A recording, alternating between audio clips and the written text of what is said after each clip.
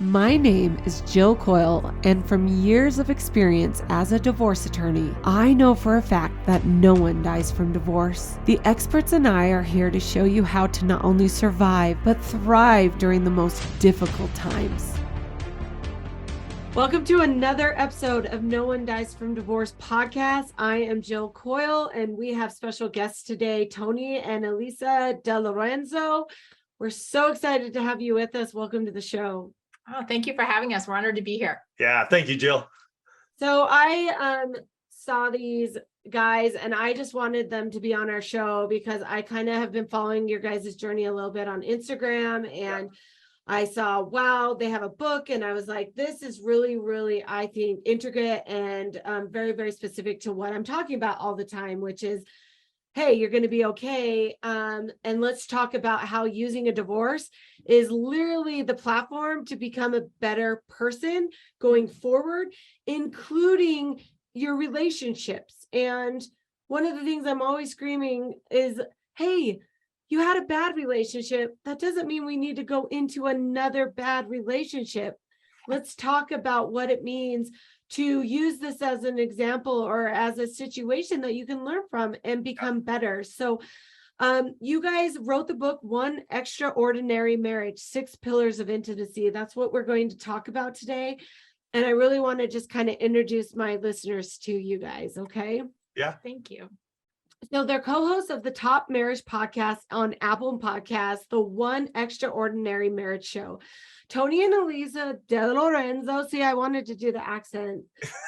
He's straight from Italy. It just is kind of goes naturally, but speak to a worldwide audience about sex, love, and commitment, and challenge every listener to make their relationship a priority. Their best-selling book, The 6 Pillars of Intimacy, has transformed countless marriages around the world. This framework is simple, practical, and powerful. You'll be inspired to look at your marriage through a new lens and be encouraged by its common sense approach. So again, welcome to the show, you guys. Thank you. Yeah, thank you, Jill. One of the things people are like, well, this is a divorce podcast, so why are we talking about ways to make our marriage stronger? Well, I kind of already gave you the hint. Yes. Is because we have relationships in every facet of our life. And so many people want to use the word of intimacy with just marriage. Right. And I'm like, nope. Like, as a boss, as a, all the things that I'm doing, I have had to learn how to communicate, how to, put myself in a position to be able to connect and communicate with people on all different levels. And honestly, intimacy is actually a part of every one of those relationships, even though we look at intimacy as a bad word, almost like, oh, it means sex, right? Yeah. So I thought you guys coming on the show would just be so great for us to talk about this, about how we can improve relationships in all parts of our life. So anyways, that was my introduction to you. I'm just grateful for you. I kind of want to hear a little bit of your guys' story. How did you get to where you are today?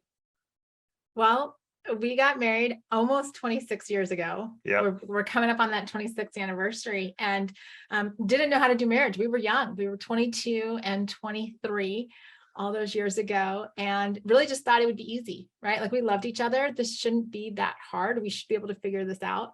And very rapidly, found ourselves just in this like Groundhog Day cycle of not being able to communicate well, not having sex, just being frustrated with each other. Financial issues. Yeah, you name it. I mean, we were racking up a whole lot of reasons why not to stay married. And in fact, we actually considered divorce twice in the first 11 years of our marriage. And to the point where I remember coming home one day and, we got married back in the 90s. So I take this. There are lots of people that would be like, you did what? But I came home from work, sat down across the table from Tony at lunch and said, I was flipping through the yellow pages today, free Google, to find a divorce attorney. Because I love you, but like, this isn't working for me anymore. Yeah. And, we kind of did a sort of recovery from that. And then, 7-8 years later, we found ourselves looking at it again. And we're like, we got to do something different here. And that's really, when things started to see dramatic shifts in our marriage. Yeah. And at that point in time, so we've been married 11 years. Mhm. We had 2 kids, a 5 and a 2-year-old. I was running a business, another business. Alisa was a stay-at-home mom at that point in time, doing some direct sales. And we were just in this place where we were just sort of moving along. And I think we really just had 3 options we were really looking at. I know I was looking at them, and I think Alisa would say the same, not that we had mentioned it to each other, but we were just looking at our lives and going, okay, we could either stay married until the kids turn 18, then get divorced. We can get divorced now and just call it good, and we're going to just have to figure this thing out and what it's going to look like to parent our kids and move on at this point in our lives. Or C, we're going to just have to get radical. And we chose to get radical at that point in time in our lives. We were about to lead a small group study at our church, and we were going to lead it. We were going to do the small group study around the Song of Solomon. And so just talking about sex, that's what I really wanted to discuss. Alisa had actually challenged me to find a book to do this with a group of couples. I found one, and so we were all on it and about to start this when we happened to be watching a newscast and watching some friends of ours' daughters. They were doing beach tennis here in San Diego. Well, the segment after were these 2 couples that had done sex challenges. And so I was very intrigued. Think about where we are in our marriage, what's going on. I'm like, let's get radical. Let's do something different. So we look at these couples, and that's when I proposed to Alisa after hearing these 2 couples to do a 60-day sex challenge. And I said no. It was really fast because we weren't in a good spot. We weren't having sex. Our communication was horrible. Yeah. We were getting really good at the co-parenting thing. We could handle the logistics of our lives, but the relationship aspect wasn't there. And, I slept on it. What was the challenge? Having sex 60 days in a row? Yeah. Yeah. So we're going to lead that small group study for 8 weeks, which was 60 days. And in my head, I was just like, hey, well, if these other 2 couples have done these types of challenges, we sure could do this. And we're doing it, like we do it within the context of this small group study, and we'd have built-in accountability, people that we could be sharing what the journey's looking like and how it's going. And so in my mind, I was just like, 8 weeks, 60 days, let's go for it. And I didn't want to. She didn't want to. And so I said no. And the next day I have what I lovingly refer to as my come to Jesus moment, where I was, standing in the garage with a basket full of laundry and really just felt like I heard the voice of God saying, you know what, if you're not willing to do this, your marriage is over. And took a step back because I'm like, okay, wait, what is Tony actually asking me for? And this revelation that I had in that moment, that he wasn't asking me to, it wasn't about the sex, even though that's what, was kind of the initial ask. It was really like, what would it look like if we made our marriage a priority for this 60-day window? And that was really the transformation. What happens? And like you were saying earlier, intimacy shows up in all different kinds of relationships, but what happens when you make relationships a priority? Yeah. And what shifts when you put that kind of intentionality? And that's really what has shifted everything for us for the last 15 years. And as human beings, the one thing that you would think that we would be really, really good at is relationships, because we're definitely not meant to be alone. But why is it that as human beings, it is the hardest thing to master? I think a lot of it has to do with the fact that, vulnerability is scary. Right? It's, you don't know how and we all have our own baggage when it comes to how we've been treated across our lives when we've been vulnerable with others, when we've taken that step to, whether it's with a boss or with a friend or with a spouse, to get real with our feelings. And maybe it hasn't gone well because the other person didn't know how to be vulnerable. They didn't know how to communicate. They didn't know how to, understand or ask questions about our feelings. And so we just kind of are like, you know what, we'll just keep things on the surface. That'll be good. But then we have all these surface relationships and we feel disconnected from our spouses, from our friends, from coworkers, because there isn't that closeness and connection. That's how we define intimacy. Yeah, that's the biggest thing. One of the biggest things that I see in my divorces is that they're like, we were just going down this path like this. Yep. And we were just putting our head down because that's how we do to survive. And we weren't looking up to see where the other person was. They just get in survival mode, and it's like, no wonder the marriage dies, because you're dying as well. Yeah. then the second thing I see a lot with divorces is like people, like when I ask them specific question, like what was the specific thing that is like, ruining your marriage or why you feel like you're at this place? Most people can't answer the question. They're like, I don't even know if it was a specific thing. It was the inability to communicate, connect, the feeling alone. And then obviously not the commonality of goals. Separate finances is something that I see all the time. And I got a lot of flack on a video I did a few weeks ago about one of the things I would never do if I wanted a successful marriage was have separate finances. And everybody's like, oh, that's so dumb. And I'm like, actually, you have to kind of think if that's one of the biggest commonalities I see, why is it? It's not necessarily that they are separate. It's the fact that they're not even talking about their monies. They don't have common goals. They're not investing together. They're not doing the things to make sure that both parties feel secure in whatever they're doing with their monies. And anyway, so I love that. And what you're saying is that it's like, we're just going like this and we're miserable and we're waiting for the other party to be like, hey, make me happy. And you're like, wait, that's not how this works. That's not how it works. No. And you bring up a really good point. It's why financial intimacy is one of the 6 pillars. Because we recognized, and from the very beginning, I mean, we didn't have any money to combine when we first got married because we were, there was no money in the. We were in the negative when we first got married. So we're like, we'll just bring all the negative together. You put the money together, it's going in, it's going out. It's not like it's accumulating at that point in time, 26 years ago. But over the last 26 years, us being able to develop those skills, to have to make decisions around finances, to have to, to have those conversations, which have not always been super easy conversations, but it has brought us together in a lot of different ways. And I have a lot of coaching clients who have separate finances, and I 100% agree with you. I'm like, bring that stuff together. Yeah. It will shift the marriage. And when we bring up financial intimacy, a lot of times when we're at a workshop talking about it, or we're even talking about it on our podcast, it literally is the one where people go, huh? Yeah. Like, how do you bring those 2 words together in a way that would like strengthen my marriage and allow us to have the extraordinary marriage? And it's exactly what you've been talking about, Jill. And it's something that we believe in and have talked about often. Right. And so I want to go kind of further in the story.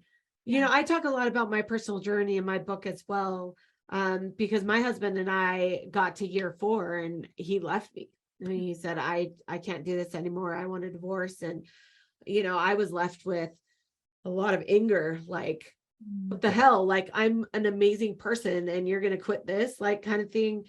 To where I had to work through the fact that I was not being my authentic, vulnerable self to my husband. And he was begging for that. He got work Jill, attorney Jill, mom Jill, but he did not get partner, Jill. And I had to do a lot of work on my end to get to that place. So when I read your book, I was like, yeah, this is just reaffirming what I knew I needed to do. And I love it because it was like a refresher of I still could be better. My husband and I have been married almost 16 years now. Okay. We were able to, work it out, and I'm still working on it because I am so strong in every part of my life. It sometimes is so hard for me. Like the word intimacy in my life I don't like it because I have to control everything around me with what I do. So for me to get vulnerable and raw with my husband, who is the only person I really should strive to do that, it's a challenge for me. So I appreciated that. So going into your story, like what led you guys to say, okay, year 11, it sounds like you guys, what got you to this, write a book and come up with these 6 pillars? Yeah, well, it was as we went through that 60-day challenge, and just in the interest of full transparency, we completed 40 out of 60. Okay. There was, illness in there and travel and a few other things. Whatever. I am so proud of you because I don't think I could have done it. Thank you. But But what we discovered early on in that journey, in that 2-month journey, was that, first of all, intimacy was more than just sex. Yes. Right. And that's a big distinction for a lot of people, because the words are often used interchangeably. And like I tell a lot of my married couples, I'm like, you can't be having sex 24 hours a day. I don't care what you think or what you want. You can't do it. Right. So how else can the two of you be close and connected? And that's when we really started digging into, well, what were the other areas? I mean, it turned out that Tony, I remember this one time, Tony and I were driving in our old minivan during this challenge. And I remember looking over at him and going, I think I like you.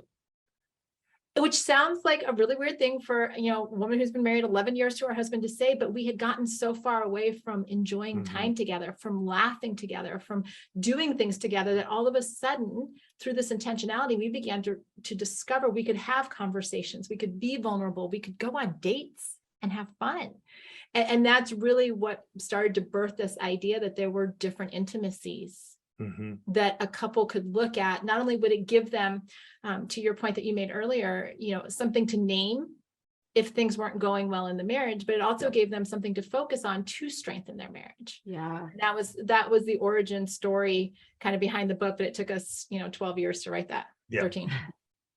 That's amazing. And that is, I think, the biggest myth of the word intimacy is it automatically means sex to so many people. And I agree with you. Like if we can understand the importance of intimacy, then it will improve all of these different areas of your life, including sex. And so anyways, I really connected to this, and I think a lot of people will. So I just kind of wanted to kind of go through those pillars, because I think that they're really important. Because like I said, like there's no better time to reevaluate who you are and what you want to be than in a time of divorce. Yes. It is the time that smacks you down to the most vulnerable, place that you've ever been. Sometimes you're just laying flat on your face and you don't know if you're even going to be able to stand up. But I always tell my listeners, like, listen, this is the best time to stand up, strip some of that, wall that you have, and let's focus on the relationships you can control, which is your friends, your family, your kids that probably have not seen their true authentic parent for a really long time because they've been stuck in a miserable marriage. So this can apply to you, whether you are going through or just trying to improve your marriage, you're going through a divorce, or you are divorced. These pillars can help you in any relationship. And so really, really poignant to anybody listening today. Yeah. And one thing we say, Jill, is how can you become and what can you do to become the healthiest version of yourself? So no matter what stage you may be in that Jill just named off, can you look at yourself and go, how can I become the healthiest version of myself? And Alisa and I have done this with folks that are married, from anywhere from newlywed to 50 plus years, to those that are dating, to those that are single and looking for that person. So this works, and we have tested it out in many different ways. And every single time we bring it up, no matter where you may be, you just need to look at it and go, okay, how can I be the healthiest version of myself when I look at these pillars? Yeah. And we actually have, a number of folks in the one family, that's what we call our audience, who married, divorced, remarried, or looking to be remarried. And so, understanding these principles and how, like you said, they can impact every relationship that you have, these pillars can, actually allows you to start looking forward as well into what might be possible, right? When you understand, the 6 pillars themselves, the first one's emotional intimacy, right? We were talking about vulnerability a few minutes ago, right? It's the verbal and nonverbal communication. How do you understand what you're feeling so that you can actually be able to tell that to another human being, right? So often we kind of live in our little boxes where we don't actually know what we're feeling. And so we're just like, I'm fine. Yeah. I'm fine. Yeah. We sit there and we don't even know what we want. So many people in my divorces are like, I don't know what I want. And I'm like, you haven't thought about this? Or, in my book, my chapter 1, I ask you questions about what you should be asking to save your marriage. Yeah. And one of the things I ask is, can you define the reason, or have you been able to communicate your frustrations to your spouse? And if you're answering no, then how do you know that your marriage isn't actually redeemable if you're not able to actually communicate that to your Yeah. spouse? Right. That's all that emotional intimacy. Yeah. Right. Next is your physical intimacy, and this is your non-sexual touch. We split these up, so for everybody, we're going to get to sexual intimacy, but it's at the end here. But we talk about physical intimacy because as we have studied our own marriage and thousands and thousands of marriages over the last 12 and a half, 13 years, we saw these two get really sort of intertwined. And there is a difference in that. Physical intimacy is your closeness and connection through physical touch, hugs, kisses, cuddling, just your feet touching at night, just sitting on the couch, holding hands on the knees, whatever that looks like for you. That's what your physical intimacy is all about. Can it lead to sexual intimacy? Absolutely. And yet I think folks need to understand that there is that distinction of us just being close together and holding each other and touching. There is that closeness and connection that we need without the sexual intimacy. Yeah. Yeah. And when like you were saying, how can you be physically connected to your friends, to your family? Are you the person that when you see somebody, you like go up and it's like a big hug, or, you've got the kids that you cuddle up with on the couch and everybody's, kind of all over mom or dad, that type of, what does that look like to really be mindful of that physical connection with other people? Yeah. The third pillar is financial intimacy. And we kind of referred to the just briefly earlier, but this is talking about all aspects of finances, not just sharing accounts, but what does it look like to talk about insurance and retirement, wills, trusts, all of those things that impact your finances. And the reason I think a lot of people struggle with this is because we're taught at a very early age, like we don't talk about money with other people. Most, that's kind of the message that a lot of families get. Don't ask about money, don't talk about money. And then you get married and guess what? You're doing life with this other person. You got to talk about money. Yeah. Right. And so that's really where that financial intimacy comes. Yep. Right. I think if you don't mind, I was just going to say with financial as well, like so many people, in America, especially, it's very, very rare that you have two people in a marriage that have equal incomes or comparable incomes. There's usually some kind of disparity in that. And sometimes we have stay-at-home, moms or dads and one primary worker. And so a lot of people think, well, I make the money, so we need to make sure I'm covered. I'm covered with life insurance. I'm covered, I'm contributing into my retirement. And I just want my listeners to hear this, that's silly. Like you should be planning your future to protect both of you, because if you're a dad that works and your wife stays at home and you don't think her life is worth life insurance or a retirement plan, then you're crazy. And, I'll introduce you to the sad stories of, moms getting cancer and passing away or whatever, and the financial impact that has on you, because you just lost your stay-at-home mom and now you have to worry about nannies and stuff. So I talk about how it is so important for couples to be on the same equality when it comes to financial awareness and protection for your future. Yeah. Can we share a story real quick, Jill, around that personal story? So how many years ago is it now? Well, Abby was 6 months old. Okay. So 16. we're talking 16 years ago now. My cousin married, had 3 kids, 1 on the way. Her husband of 5, 6, 7 years at the time, I can't remember exactly, died. Tragically. He was the stay-at-home parent. And so Alisa and I, having seen that 16 years ago, and I remember it's exactly what you're saying, and this is why we're nodding and we're saying yes, and we totally understand and agree with you, is at that point in time, we had term life insurance policies.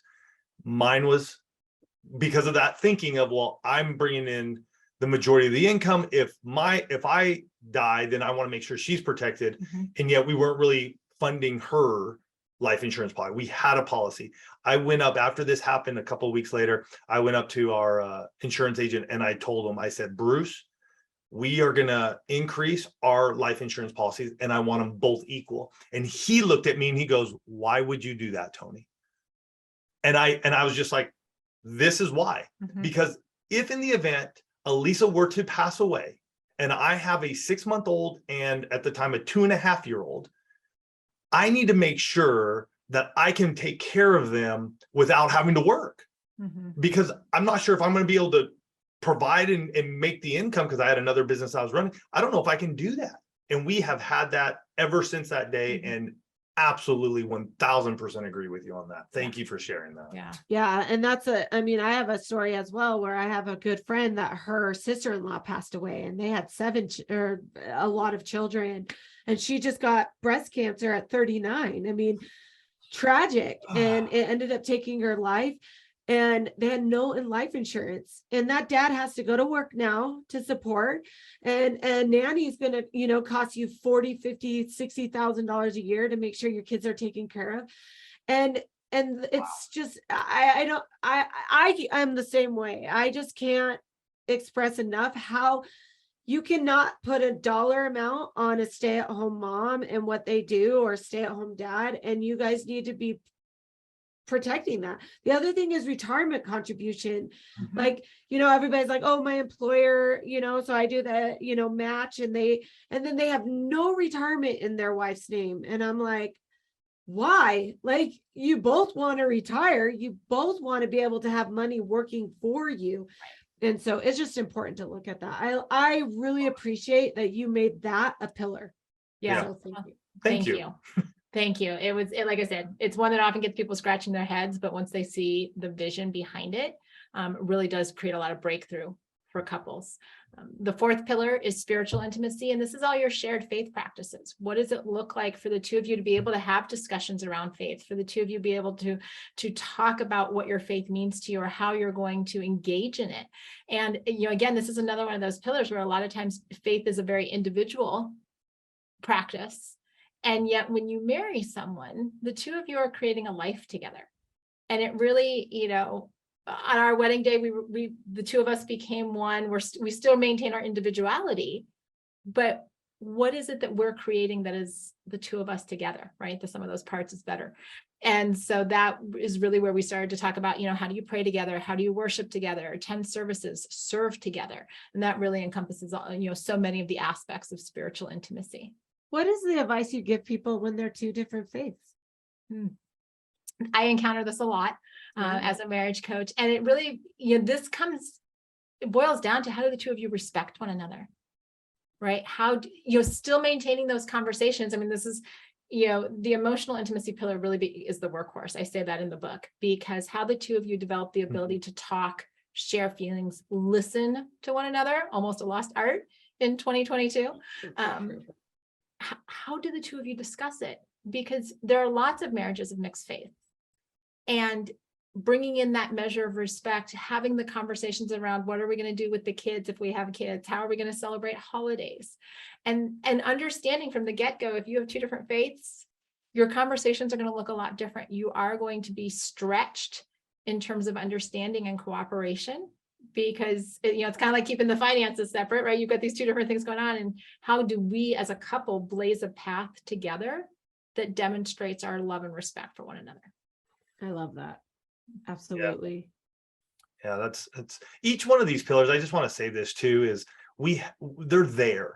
And Alisa and I are very clear on this, is you need to make it yours. Like, you need to make your extraordinary marriage. You use the 6 pillars of intimacy in the framework, so that way, wherever you're at, you guys are strengthening them. So let's say physical intimacy for Alisa and I, we just did a workshop this weekend, and we were talking to the crowd, and we're standing there, and there's like a bar height table up, and there are chairs, and Alisa and I stand on each side of that table, and we talk about marriage. And I even brought it up to these folks, going like, you probably are looking at us and going like, are these two married? Because we're not holding hands. We're not like hanging on one another. It's like, we're not like touching one another physically like that. Because for us in our marriage, PDA, that public display of affection, isn't something that has ever been part of our marriage. We know for us in our marriage, that physical intimacy is strengthened when we go to bed naked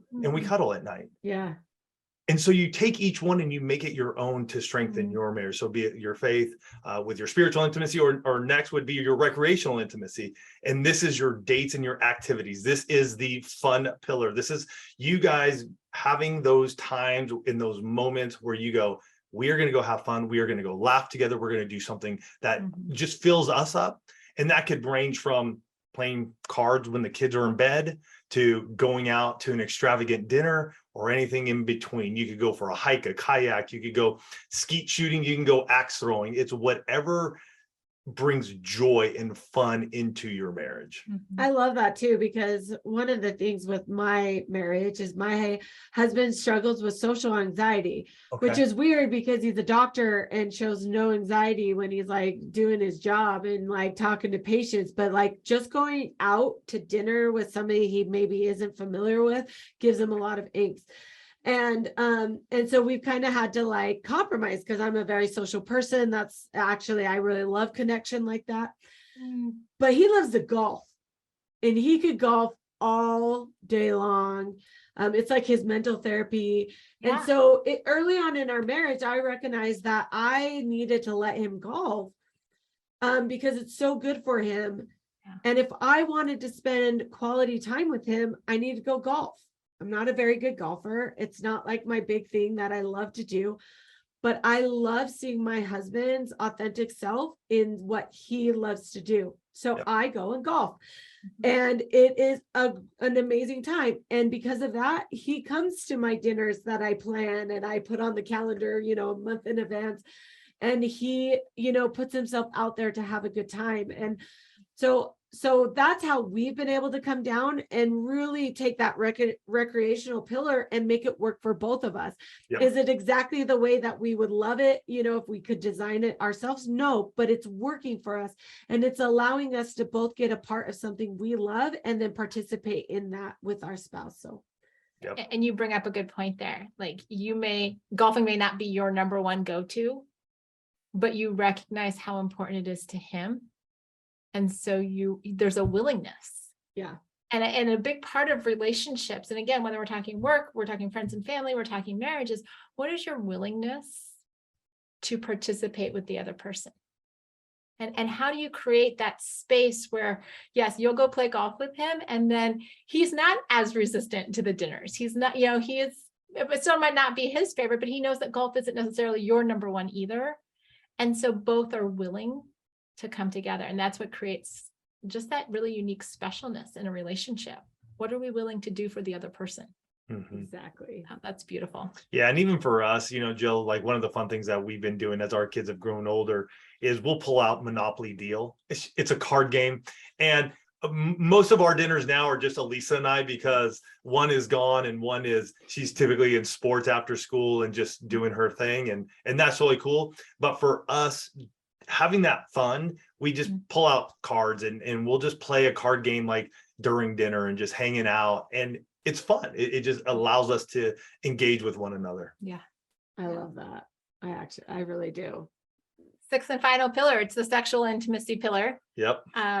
I joke, I think it's the one that everybody expected me to start the book with, but very intentionally end the pillars with it because of the fact that it's the one that everybody expects first. And so when we talk about the other five, when we talk about strengthening that, it really does lead you to be able to experience within marriage, specifically, very strong sexual intimacy. But one of the things that we did, and we explain in the book, is that sexual intimacy isn't just sexual intercourse. Right? Really expanding that definition, because what we've seen, in the last 12 and a half years of doing the One Extraordinary Marriage show, is that when it was only defined as sexual intercourse, there were a lot of couples that found themselves in a tug of war, right? Will we or won't we? Do we or don't we want to? And it became a place of rejection. When we open it up to be about foreplay and romance and initiating and intercourse, then there's a lot more that you can engage in, and you'll find yourself saying yes more than saying no. Yeah, I love that. And the sexual part is what I think a lot of people, they don't want to talk about it, but then when they start talking about it, they're like, oh, they have similar issues just like me. Like, oh, I'm not alone. Or, oh, I'm a woman that doesn't like sex. Oh, I have people out there that are experience that same, or vice versa. Like, heaven forbid there's a man out there that doesn't love to have sex all the time, but wants intimacy in other ways. And it's important to be able to be open and see the fact that there's a lot more similarities to it that we can learn from, and then come back to make our sexual pillar even stronger in our relationship or our marriage. Yeah. And that's the big thing that we have learned over the years when it comes to this one. And again, how are you strengthening it? For some, yeah, it's like, hey, we really want that romance, and that initiating needs to be really clear. And for others, it's okay if it's not. For some, foreplay needs to last for an hour, and for others, it's like 2 minutes. It's what works best. I ain't got time for that. Right? Sometimes it's like, let's get the quickie going. I'm good. Like, and other people want it to be drawn out. It needs to be this experience from the romance to the initiating to the foreplay to the sexual intercourse, but each one of those are important to different people.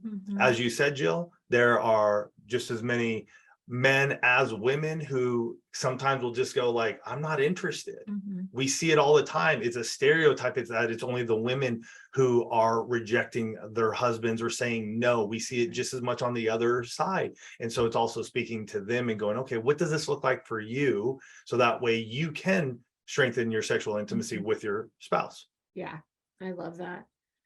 All right. So you wrote these 6 pillars and you go around the country and you talk to so many people about this. So drop some wisdom. Like, what is like the biggest advice that you give to help people in their relationships, or have an extraordinary marriage?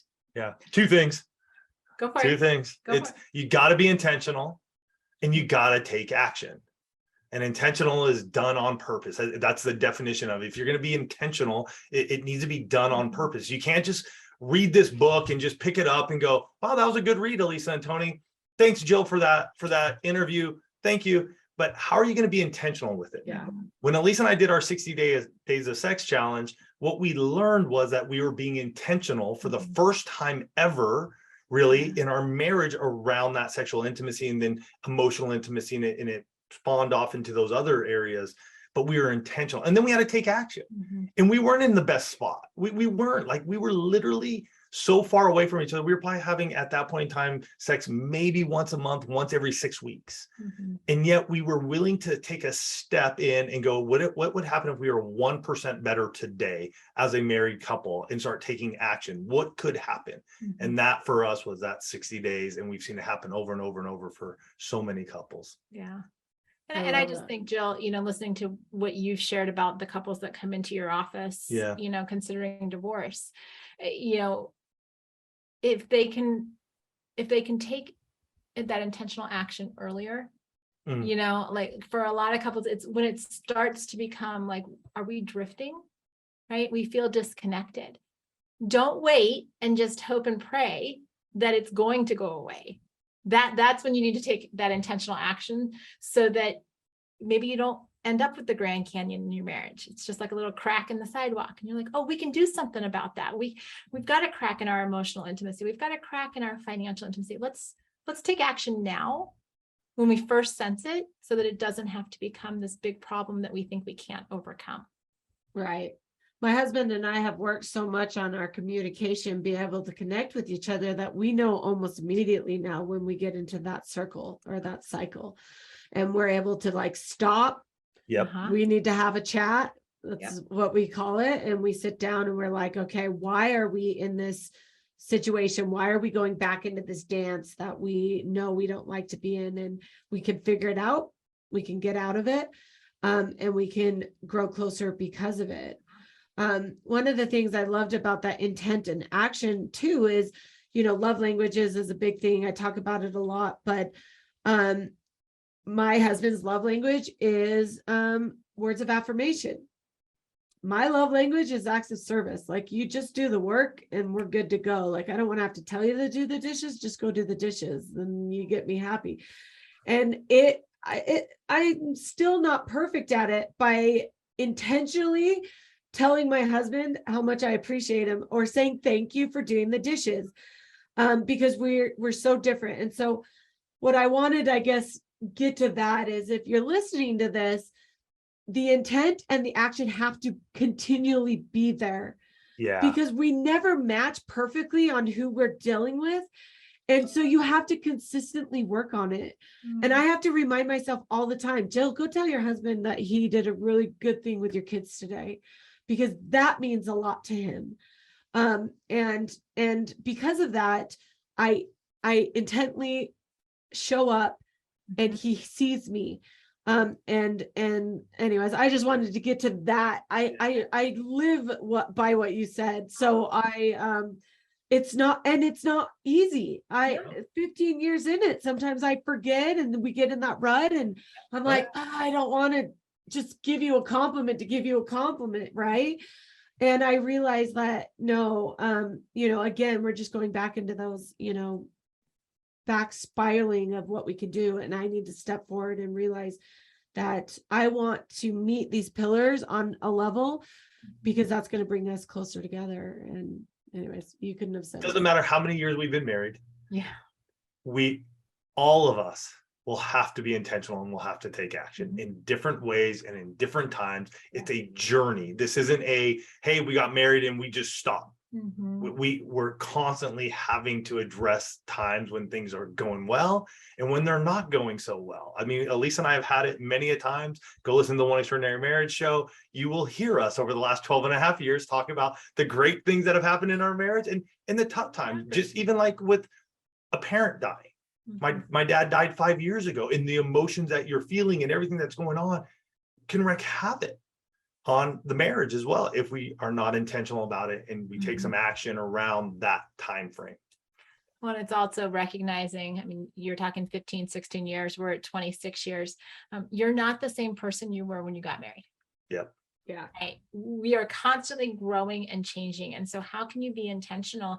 And I'll just share, one quick thing. I tell my coaching clients all the time, look, if it's an area that you're not strong in, set up a reminder that goes off every 3, 5, or 9 days. Don't pick 7, because then it'll always show up at the same time in a week. But if it goes off every 3, 5, 9 days, guess what? And it's just a reminder that says, hey, Jill, tell him something nice today. You will do it. It will be completely random to him. He will not care that it shows up as a reminder on your phone, because what's he getting? He's getting the, you know what, honey, I appreciate the way you did X, Y, Z. Yeah. And strengthening that and emotional it strengthens intimacy. it. Yeah. And so we can actually use the devices and the tools that we have at our disposal to create an extraordinary marriage by really looking at those 6 pillars and saying, what can I do to be intentional and take action? Yeah. I love that. And I always say, like, if you're waiting for your partner to make you happy, you're going to be waiting a really, really long time. It's not their job for you to be fulfilled and have happy. A spouse is there to elevate your happiness through, because if you have 2 whole people, you're going to have successful marriages, because they're not leaning on each other to make each other happy. So amen to that. That's awesome. I love it. Well, it's been absolutely a pleasure to have you guys on the show, dropping some knowledge, you guys. So I want everybody to be able to find you, your podcast. Tell them where to go. Best place to go online, oneextraordinarymarriage.com. You can find everything that we're doing there. Open up your favorite podcast app. You're probably listening to this episode right now on that. You can just search One Extraordinary Marriage Show and you'll find us. I love it. I can't wait. So thank you so much for joining me today. It's just been great.